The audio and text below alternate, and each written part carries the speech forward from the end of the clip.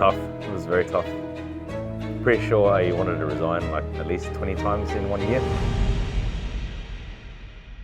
Leaving high school was my necessity. I had ADHD. I don't like being at school. I hate studying.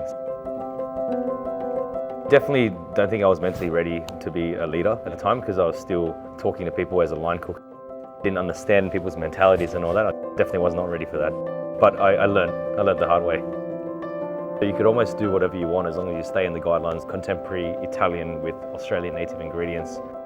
What I've always wanted to work there. It was a dream. I was very honoured to be able to do that, and I was very excited about it too. Slow it down instead of like jumping to conclusions and stuff. Doing like 100 miles an hour, going everything really fast. Like just slow down and think. Listen to what the chef's saying.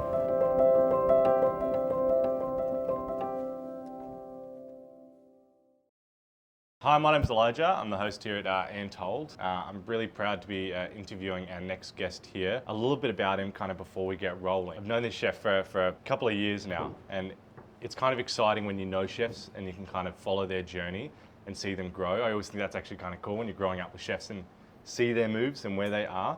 I had the good fortune of having a couple of pre-chats with chefs that he's used to work with in his career, which we'll talk a bit about later.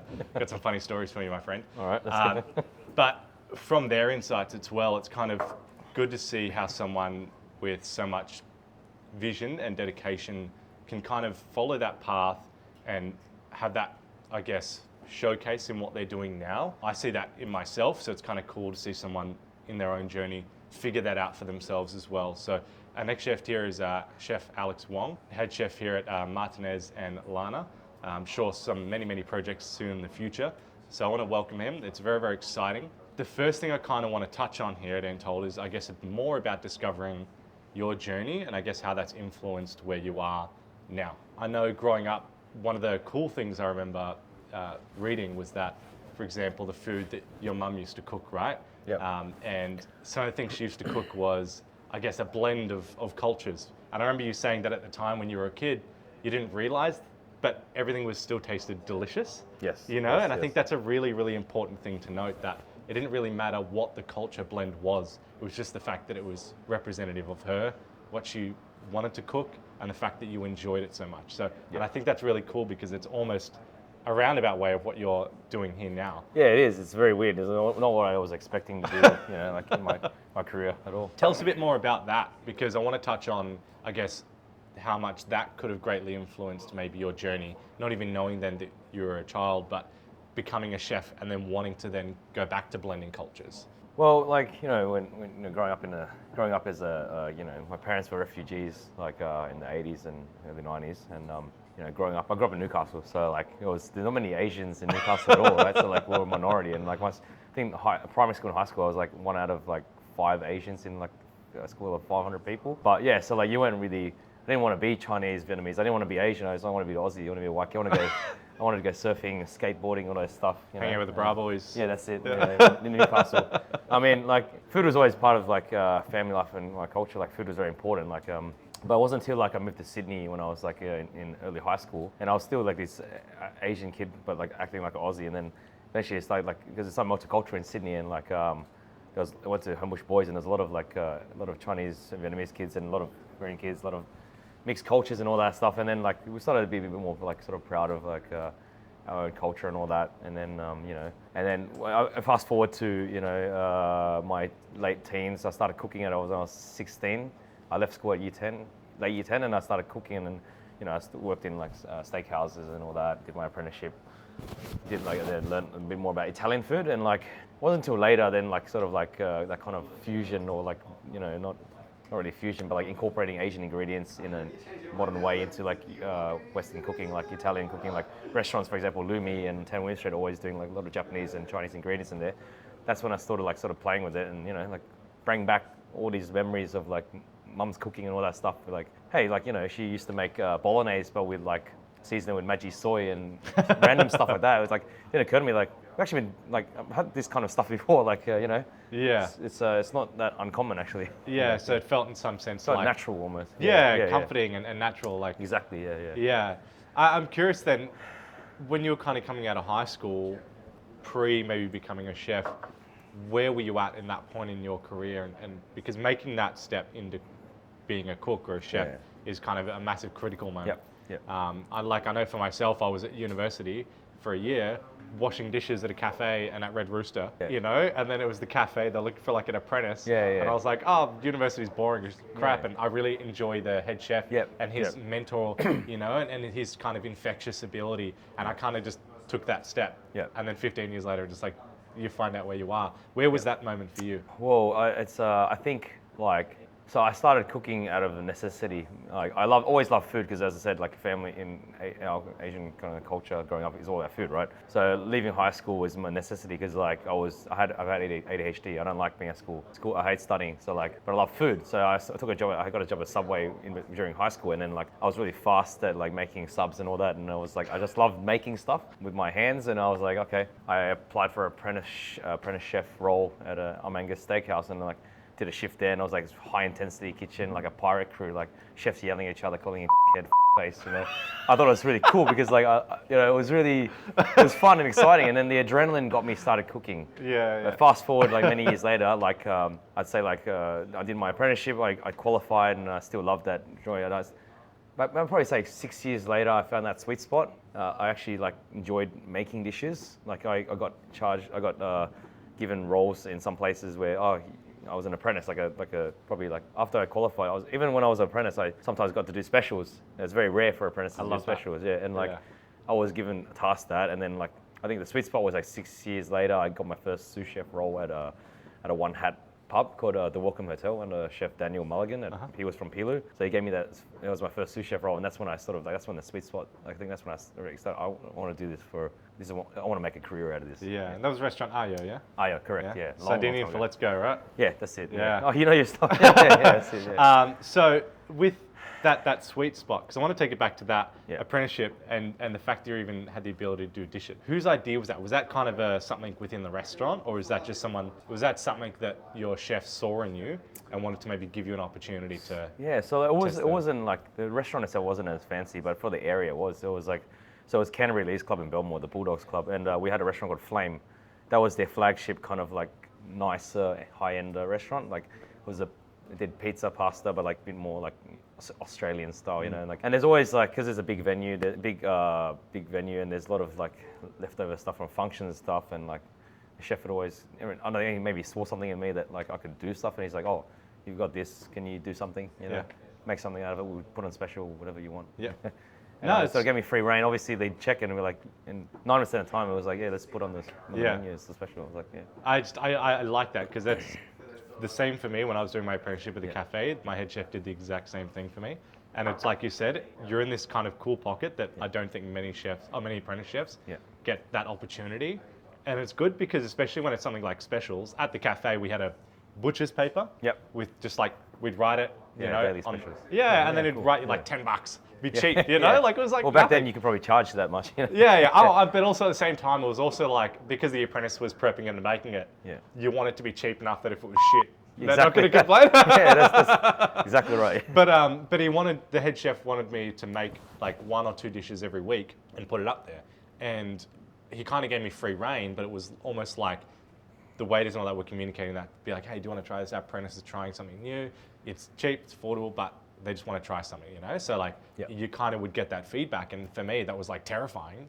But at the same time, it taught you to treat the dish and it taught you to treat the restaurant as if it was your own, because now your ass was on the line. You know what I mean? So you're appreciating that. You got that responsibility. And so now you're like, oh shit, now I understand why it's important to plate my chef's food with care and with precision or with love. Because if anyone was plating that dish that I have on the menu, I would want them to reflect it the way I intended it to. You know, and I think that is such an important way to think as a chef early on in your career that you almost never forget when you go forward. So I appreciate that. Like that's a really cool thing. I wish maybe more head chefs started little things like that for the apprentices, because I think that helps spark and get the cogs turning in their head. So I think that's really, really cool.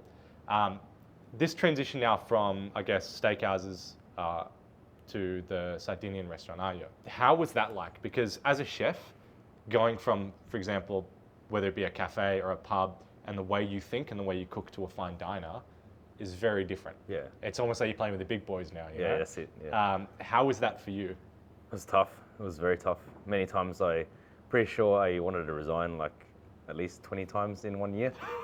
No, well, look, because I haven't done like, it wasn't as high volume, but like in between like the steakhouses and all that, I did like a lot of high volume restaurants, Italian and non-Italian or whatever. But yeah, transitioning to going to a one-hat restaurant inside a pub, which you also did pub food as well.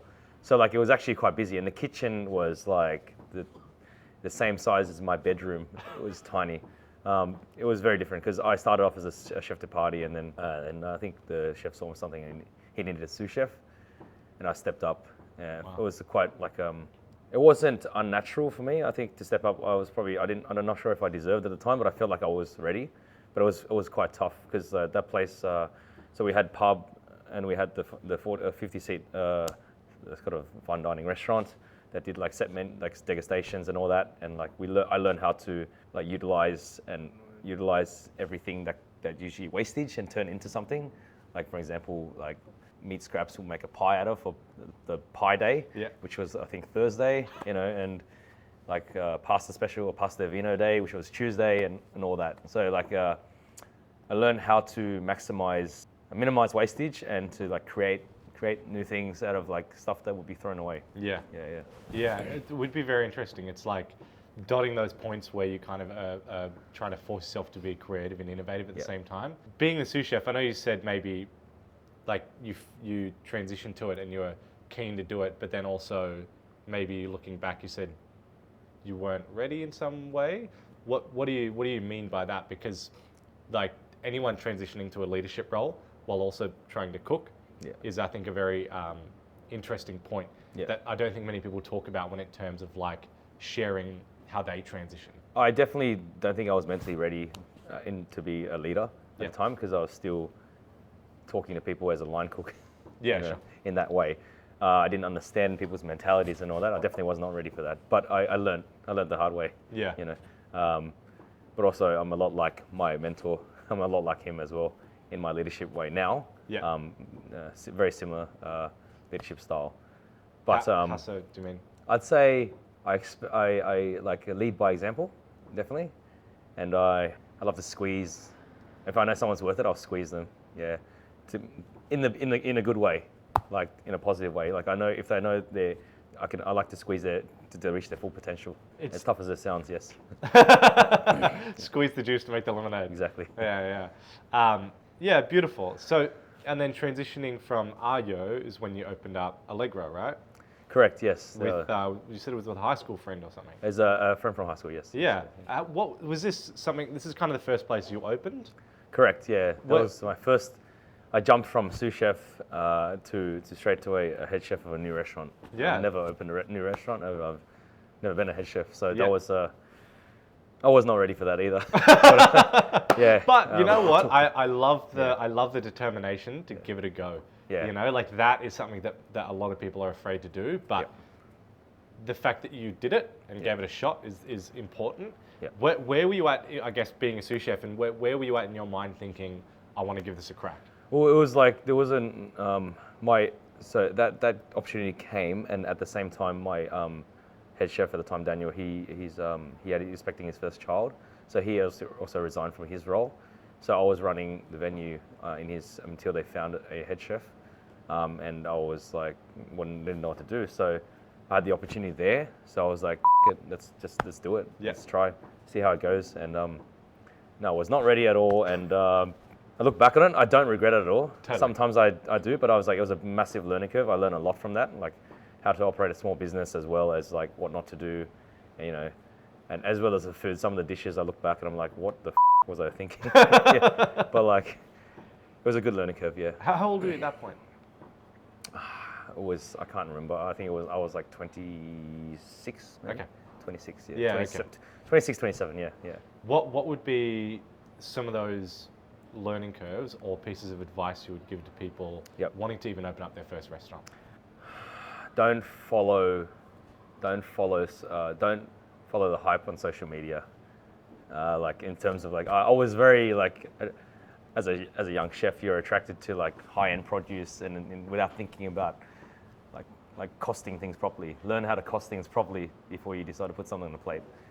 Maybe start small and build it. I just wanted to go. I wanted to use marin. I wanted to use caviar. I wanted to use sea urchin everywhere. But at the time, it was the hype, and like, you know, I love eating that kind of stuff. But like, I didn't actually think about food cost as much because like, you know, at the time, I think the owner actually at the point didn't really mind. He just wanted to do a really nice food. But yeah, I think that's my learning curve as well. Yeah. Yeah, Okay, beautiful. yeah. I guess that would be kind of coming out of Allegra and then jumping into Osteria de Russo and Russo. I there went one in to, between? I was one in between. I worked for Flower Eggs Water for a year. What was it? Flower Eggs Water. Flour, eggs, water? Yeah. So that was a busy pasta restaurant by a Tavla group. Yep. So they had two Flower Eggs Waters, one in Surrey Hills, three Flower Eggs Water, one in Surrey Hills, Bondi, and Tramsheds, and they had a Tavla they had Surrey Hills and Tramsheds, and they had a Tavla Bondi and a Tavla Darlinghurst, which is now Darlinghurst is now Fabrica. Oh, that's spot there. Fabrica, yeah, that's across spot from there. So they were Eugenio's one of the owners, and he was very nice to work with. And I worked there for kind of like a gap year. I wasn't sure where my head was, but the job was there, and I took it. And Yeah. I love pasta, so like it was fun working there. We did like, you know, high numbers, and like pasta. The quality of the pasta was very good. Yeah. Everything was all the ingredients were high quality, so it was good fun. Yeah. But yeah, I left that because I think I was getting bored eventually. You know? Sure. Yeah, because there's only so much you can do in a place like that. And then I opened a restaurant in Manly called Buster, but I think Manly was just too far for me. And then I found myself at Russo, which is like a dream. You know, like Russo was like a perfect example of a little Italian restaurant that experimented with modern flavors and techniques that like I always wanted to work there. You know, I think I wanted to work there as a sous chef under Jason Saxby when he was the first chef to open it. But like always a dream to work there, and if the opportunity for head chef came up, and I just went to him, so I took it straight away. At Osteria? Yeah. Yep. Yeah. Because you jumped on after you'd already left, right? I jumped on after I left. I left. Yes, I left at Flower Eggs Water, and then I opened a restaurant in Manly, and then I didn't want to work in Manly anymore, and I saw the job opening, I applied and then took it straight away.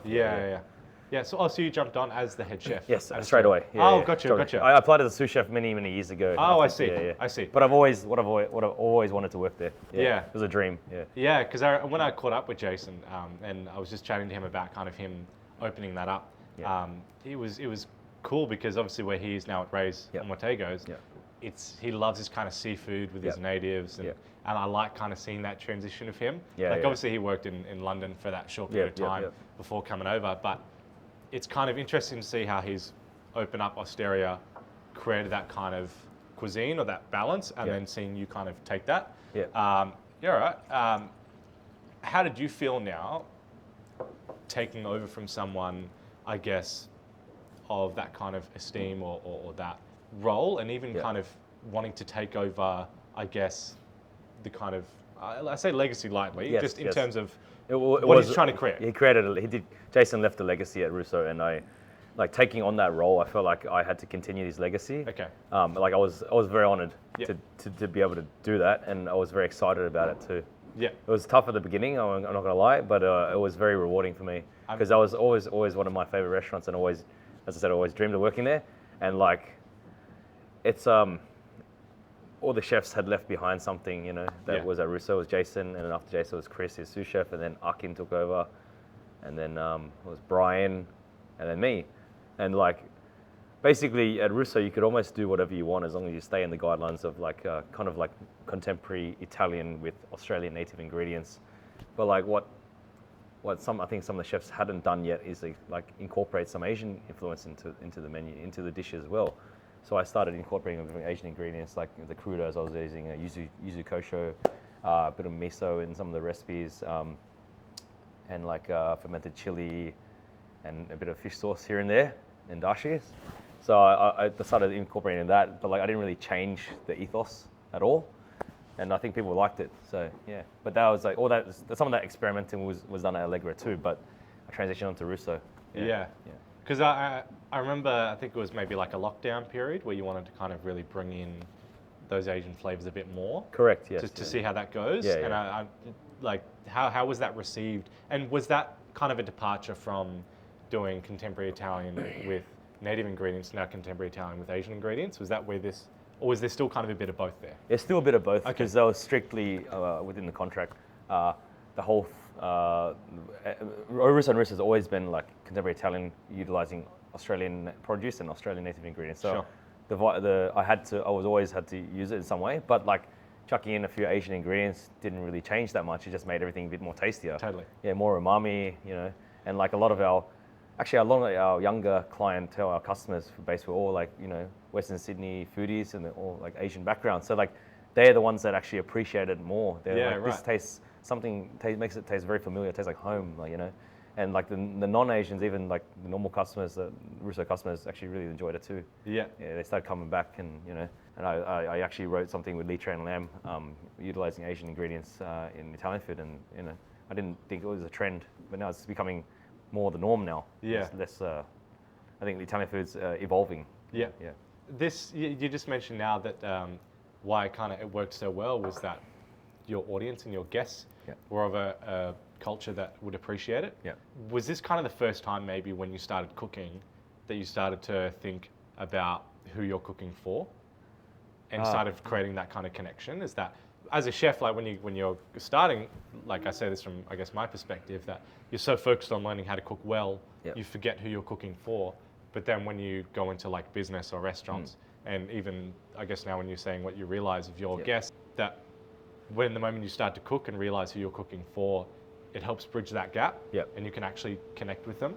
And with you, especially cooking from a place of personal reflection, knowing who your guests are, that kind of created that ultimate satisfaction, I actually, when I started realizing this, like who I'm cooking for, I actually realized it in Lana, not in Russo. Oh, really? Yeah. At Russo, I didn't really think much about the customer. I realized after, I left Russo. That's when I realized I came to Lana, because like at Russo, it was very much a foodie destination, and like people that came there didn't really like, they'd come there anyway regardless, because it had such a good reputation for having tasty food and good wine, and But when I came to Lana, opened Lana, there's like CBD restaurant. You got a lot of tourists. There's a lot of hotels around here.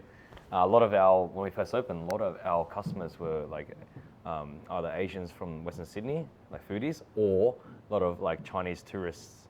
Then they're probably staying in the area, and they came in. They're like, I didn't realize there's some Chinese social media apps. They were like a lot of good reviews about Lana. I didn't even know anything about it. And I started reading it, and they used to come in. A lot of them can't speak English too. They'll show pictures on the phone. Do you have this dish on the menu? And like, sometimes I think, that was like 6 months ago. I've changed the whole menu, But like, the general consensus was like they actually really enjoyed the food because it tastes. A lot of those people they reckon the taste tastes familiar. Like there's more umami. They used to go to like Italy. They've been in Italy. They said the pasta is like it's good, but like it's not like it's missing that the extra flavor or whatever. That's because they're not used to that kind of food there. Yeah. So they come here, and I'm really happy that they found something that can relate to. Yeah.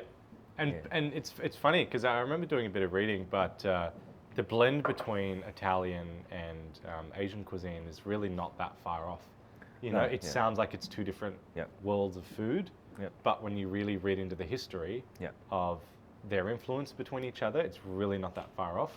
It's like, for example, now like French and Vietnamese food's really kind of coming back. Well, exactly. Even though they've always had a big history. Yes. But when people think of French and Vietnamese food, it's like, that doesn't make sense. And I'm like, I've been in banh mi's your whole life, mate. It's a sandwich. Exactly. Yeah. It's a baguette sandwich. Yeah. It's where do you think they got it from? Yeah. For you, did you kind of maybe go into an exploration of kind of wanting to learn a bit more about those historical connections? I did a lot of research, a lot of online research, reading about like Chinese food, Vietnamese food, Italian food, French food. I hyper focus as well. So like when I look into something, I look into it really deeply as well. So yeah, I found a lot of crossover in terms of like, obviously like I'm probably sure every chef knows this now, but like exo sauce, right? Like, I mean, it's made from cured meat and like dried scallops and stuff. And I didn't realize that, like, if you look up Jinhua ham is the ham they use for exo sauce. If you look at it on Google, you Google it, it's like hung in caves. It's basically a prosciutto leg that's dried. It's salted and dried. It looks exactly like prosciutto. And hamon. It's probably very different, but very similar. And they actually use it as an appetizer in China. They serve it as an appetizer. Yeah, like an antipasti. Yeah. Yeah, right. Yeah, but were there any other kind of connections between the Italian and Asian cuisine that surprised you? Yes, very. There's the Chinese word for air cured meat or air dried meat or whatever. It's called salami. Salami. Yeah. Which sounds like salami. Yeah. So like, what the man? It's weird, right? Like, oh wow. Yeah, that's one thing. I don't know how it As in, like over. The Italians took it from the Asians. Or We something, don't know. or... No one knows. There's no proof. Like Marco Polo's not alive. We don't know if he had anything to do with it. Like, but like, it sounds so similar, right? Yeah. And like, and it means almost the same thing. Like, yeah, I love that. Like when I was traveling on a bus through Poland, there was so many Vietnamese restaurants, so many, and I just could not understand why there was. Sorry, so you say Poland? Poland. It's random. It's very random. Yeah. I know, but it's. I was catching up with a friend who owns a bar called William Rabbit there, and he sat me down. He's just giving me these shots of Polish vodka, and we're just chatting, and I'm like, I want to chat with you, but I can't keep drinking. But just whatever, let's go. I don't want to ruin the vibe here. Yeah. And he just kept slamming shots, and I'm like, Jesus Christ. And I asked him this question: Why are there so many Vietnamese restaurants in Poland? And he's like, Elijah, a long history here in Poland, my friend. And I'm like, it's going to be another hour, you know? And he was like, during, I think it was World War I or II, Poland having been invaded by Germany was now communist, was now tied with a free trade with all communist countries. Yes, so you could travel in between them freely. So Vietnam, Italy, Germany, Poland now. So a lot of the people in those countries could freely travel. So a lot of the Vietnamese had jumped over to Poland at that time in like massive waves, you know, like as you see in Australia in different decades. And so from then that created that boom of food and culture, hence the word Polviet. So if you ever hear that word Polviet, it's Poland and Vietnamese. Never heard of it. Yeah, but this is like, it was just one of those words during wartime and history of growing in Poland that created that kind of cultural blend. And so that kind of led to that big rise of Polish and Vietnamese food being so strong and tied together. It's so interesting. I love food and history and culture. Like it really opens your mind. Where it's funny when you go to other countries, you can see that blend very, I guess, prominently. But in Australia, it's very subtle in some ways. Yes. You know, this is what I find so fascinating about the food here, is that you can have so many, because they're so multicultural, it just, everyone blends off each other like so quickly. You know, it's not so strong and visceral like in other countries. It's very minimal small things. You know, it could be the little touches of the Asian ingredients under Italian food. But it may not say that on the restaurant. It may not say we're Asian. It's all blended very subtly. Very subtly. And then someone gets inspired by that dish, takes it somewhere, and they add their touches. And all of a sudden, you get this like, you go back to how your mother was cooking for you, and you didn't even realize, but to you, it's just delicious. Yeah, that's it. And then you walk away going, I don't know what that was, but I loved it. You know, and that's really, really cool. Before we dive into, I guess, now with Lana and Martinez, I wanted to do some digging. So I asked some of your friends if they had any funny stories. Here we go. If they had any funny stories, insights, maybe even photos, that would be a good way to start I guess for you to share some things. Right. What they sent through, I wasn't expecting, and I didn't understand it. I'll be honest with you. Apparently, there's an inside joke with what you of what you enjoy doing, and these photos have no context to me. I don't even think they're going to have context to you. I'm going to be honest with you, but I thought this was funny. Well, you printed them out too. I did print them out. All right. So I don't know why, but there's a photo of you learning to make pasta here. I don't know why your head is cropped onto someone else's head. But this is a strange... this is Angus for sure. I love that he knows who this is. Who the fuck else is that? This is learning to make the pasta sauce. I assume you're very young here at this age. I don't know what's going on here. But maybe we could explain a little later. The second one here, I believe, is you learning to make pasta from Marco Pierre White. Yeah, that was great fun, Yeah, I assume there's a big history between Gordon you two. was getting yelled at behind me. So very good. This is, I imagine this is where the learnings of pasta came from here. You learn from the best. And last but not least, this is apparently you didn't have time for staff meal, and so you had to be force feeding that into your chefs, your co-workers, because you're in the shit so much. I assume sounds right. Sounds about right. Yeah, I assume when you're under pressure, this is when you start singing "Bump and Grind." Is that correct? Yes. Yeah. Yes. Oh, my mind is telling me no. Oh, hilarious. Yeah, it's good. Thanks, huh? Angus. Yeah. Yeah, so this is a kind of a good snapshot of the history, I guess, which leads us here to now.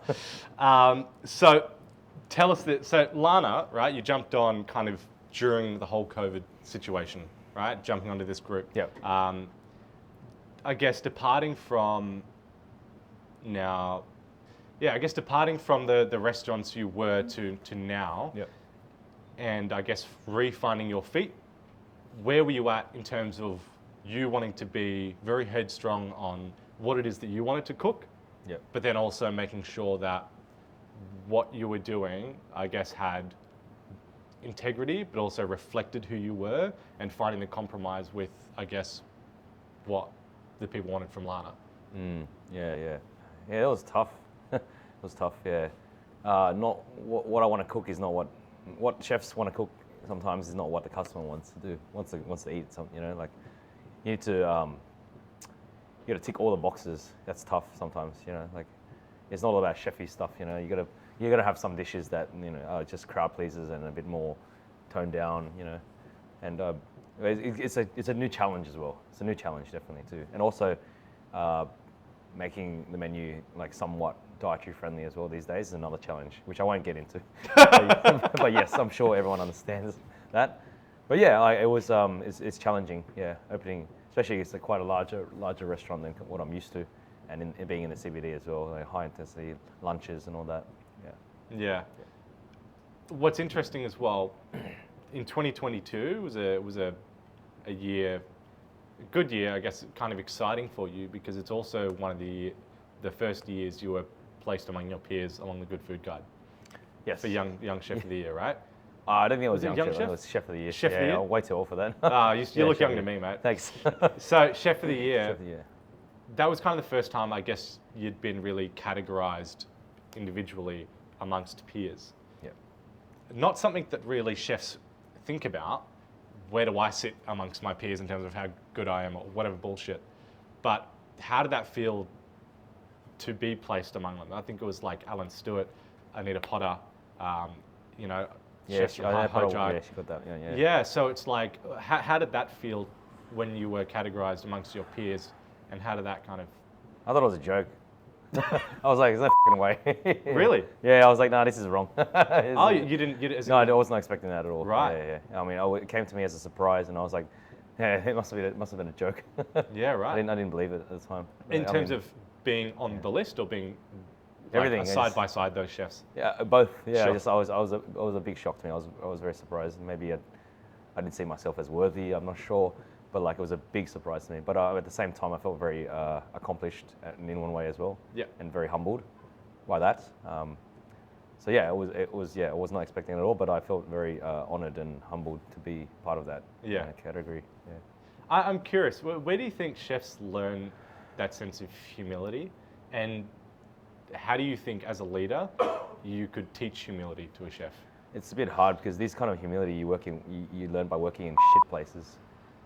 Not shit. Sorry, let me rephrase that. You work in high volume places that like places you think like places that I didn't actually want to work in. I actually like go back to the past. I actually wanted to work in better restaurants, but I was too scared to take the leap.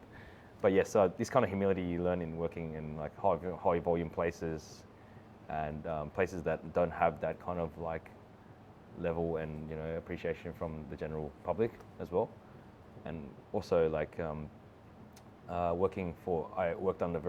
had very good mentors as well that taught me that as well. And at the end of the day, it was always about food. Always about the food. Like yeah. The mentorship is I've always realized later in my career has been some of the most important foundations. Like my first cafe with my head chef there, had I had a completely different head chef, the opposite. Like the head chef I had, for example, was there, like he was the owner and the head chef. So he was there every day, but he was always positive. He was always willing to teach. He was hard. Like he would give you that look, that stare down if you fucked up and you knew. And you know. Sometimes he doesn't have to say anything. Yeah, he doesn't say anything, just that look. It's that look and you're like, I'm so... And I'm like, Jesus, I'm going to remember that and I'm going to use that. The looks. You don't need, like, that look of going, I f***ed up and I'm so sorry. You know, like that's also, man, so integral. But having him as a mentor was probably the best thing that ever happened, because he's also very honest. Like having a mentor that's honest and will tell you how it is, no bullshit, tells you exactly what you need to hear and teach you something that you can have for your entire career. Is so important, you know, and it's something that I realized later when I started. It's the foundations, and so when I started to become a sous chef or a head chef, you seem like you're an asshole. When you are going, me being honest to you is not me being an asshole. It's just telling you the truth. Because when you leave this place, you need to know this, because it's gonna help you get through it. Juniors don't understand that at the time. You understand that as you mature. I understood that after I left, and like after I left those places, that's when I sort of like realized that like like he wasn't being an asshole. It's like for your own good kind of. And chefs, nothing was ever personal either.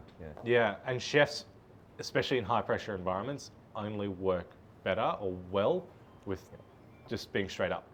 No bullshit. No bullshit. No this is where the communication between like waiters and chefs, because waiters are like trying to tiptoe around the right. problem, and the chef's like, just fucking tell me what's up. That's it. Give it to me. I can deal with it, I can deal with it if you just tell me what happened, And so it's really, really funny. But so I guess that would kind of lead into this question that we've been asking everybody, is you looking back now from when you started, and we'll jump into Lana as well, but you're looking back into when you started, what would be a piece of advice maybe you would give yourself then? Slow down a little bit, everything. Just like everything I was doing like 100 miles an hour, going everything really fast. Like just slow down and think, listen to what the chef's saying. Always listen to what the chef's saying, and just like slow it down instead of like jumping to conclusions and stuff. Listen properly. I had really bad listening skills. But I learned the hard way. So And here you are. So I guess let's expand on Lana now. And sorry, another thing. Sure. Actually, the most important one, I think, the bigger picture. That's the main thing. I think. Think of the bigger picture. Like not just like a bad altercation with the front of house or whatever. Just think of the bigger picture. As in terms of like yourself and your career, or as in like the problem in the scale of the guest and making sure they're happy? Everything. Sure. Because I was a young, egotistic cook. It's all selfish. Egotistic. But just stop and think about the big picture here. It's not worth getting upset. Sure. Sometimes. That is actually very important. It's now I've transitioned to front of house and I want to study like restaurant management, for example. And it's the same thing. It's really interesting being a chef, working the floor. And as a chef, typically, if you don't understand the floor or the interactions, you might tend to think that the whole world's burning, just because some mistakes happened or whatever. And it's of course. Now me being in front of house, communicating that to the chefs, I'll be like, they might sit there and tell me, oh shit, like, hey, the last dish is going to be like 5 minutes or 7 minutes. I'm like, it's cool. They're all sharing. You know what I mean? It's not that bad. It's not that bad. It doesn't, like I know it'd be better if it all came at once, but they're not going to be upset. No. If they were doing individual, maybe hold everything, but that's it. you know what I mean? So like being able to understand and communicate that so the guests are happy, which is the most important thing, is really important. I really appreciate that. That's really good advice. Expanding onto Lana now, finding your roots and being able to, I guess, explore you. How did that go from transitioning to when you started? You said before exactly like you're not going to always be able to, I guess, showcase what it is that you are deeply passionate about. But then finding that through Lana and I guess expanding into Martinez, what was that kind of experience like as a head chef? Oh, it's a very rewarding experience. Very rewarding. As like I never would have thought like that I'd be doing something like this. It's because when the directors gave the brief of Lana, they were like, you want to be Italian, but like with an Asian influence. And, I was always changing menus and trying specials and doing this. But like at the same time, I was in my head like, there's only so much you can do, right? And then like I thought back. I thought back about like my upbringing and like some of the dishes my mom used to cook and stuff I ate as growing up as a kid. And I sort of like in my own Chinese Vietnamese food or Chinese food and Vietnamese food, I was trying to find similarities between the cuisines. Like for example, like a ragu, right? A a ragu braised meat, right? Like there's a Vietnamese dish that we use called bò kho. It's like it means dry beef, which means because you cook the shit out of the beef, right? So it's stew, so it's not really dry. It's just like falling apart dry. Like but it's obviously like it's a ragu essentially, but more soupy. And like I try to find connections like that, and like how can I make this work? So we have a dish on the menu now that's we've done before as a pasta, but now it's a risotto. So risotto milanese usually with ossobuco, bò kho, but saffron risotto, but bò kho uses annatto. They have kind of similar aromatic flavors and stuff. I was like, how do I merge that together? So we're doing now. We got on the menu. It sounds really weird. It's a saffron risotto alla milanese, but with a kangaroo ossobuco, but bò kho spiced. So 5 spice and braised with carrots and a bit of annatto as well. So like, it sounds really weird, but it like a lot of our some people that are Vietnamese come in and they're like, this actually tastes like bò kho, but it's not at the same time. So like that's one of the things. Another one is the mapo rigati. It's a signature dish and it's been on almost since day one. Wow. That was founded from like one of the food articles in the newspapers. I can't remember. They asked me to do a pasta dish for some foodie month. I can't remember, but it's somehow basically what's something that would showcase Lana and your heritage. And I was like, my mom used to make mapo tofu, and like usually they use pork mince and Szechuan or whatever. And I'm like, what if you made a ragu, like a mapo flavored ragu, and we served it as a pasta? And that's how that dish was born. Yeah, that dish was like it's like mapo flavored pork ragu, but now we use a chicken sausage instead of pork sausage, just because it's more dietary friendly. But basically, it's a sausage ragu with dobanjang and Szechuan pepper, and then. And we finish it with a bit of cheese and scallions, and then there's also like a egg yolk, which is like carbonara. It just makes everything, and the ragu is quite spicy, so like once you mix in the egg yolk, it's richer and it's not as spicy and salty. So yeah.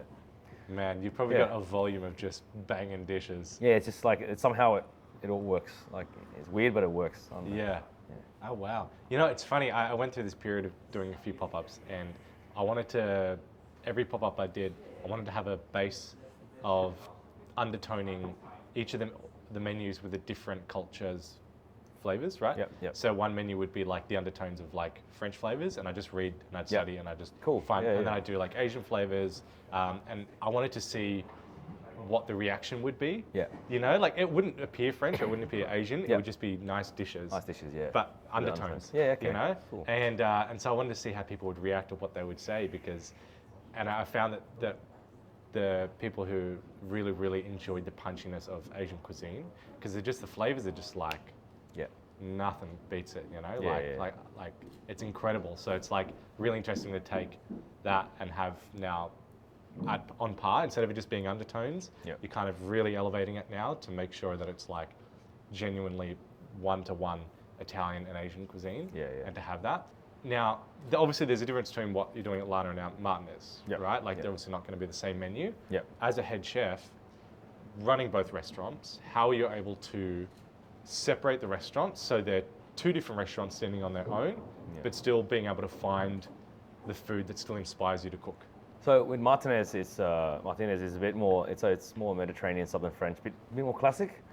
So for me, like the plating's a bit more simple and all that, but the food is just equally as delicious. But I'm more over there. I'm more focused on like not traditional, I'd say, but like more safer.